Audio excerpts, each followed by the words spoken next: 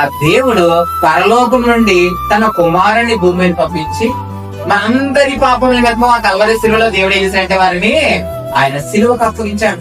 ఆయన శిలువలో ఏం చేసినట్టు ఆయన మరణించాడు.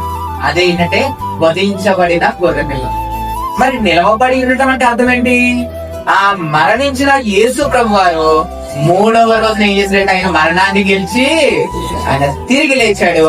అదే ఏంటంటే వధించబడిన గొర్రెపిల్ల నిలవబడి. ఇదంతా ఎవరు చూసారట? యోహాను చూసినట్టు మనకి.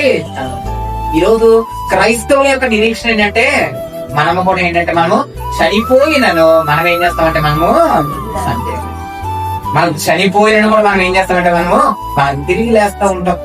అప్పుడు ఈ విషయాలంతటిని చూసిన కోటాను కోట్ల దేవతలు యోహాను మీరందరూ కూడా ఏంటంటే దేవుణ్ణి ఏం చేసినంటే స్తుతించి ఆయనకి బలమును శక్తియు ఘనతను ఆయన స్తోత్రము పొందనరుపుడని గొప్ప స్వరంతో వారు ఏం చేశారంటే వారు స్తోత్రించినట్టు మనకు కనపడుతూ ఉంది. అందువల్ల ఈ రోజు మనం దేవుని సన్నిధికి వస్తూ ఉంటే ఈ రోజు మనం చేస్తున్న ఆరాధన ఎవరికంటే ఒక వధించబడిన గొర్రెపిల్ల.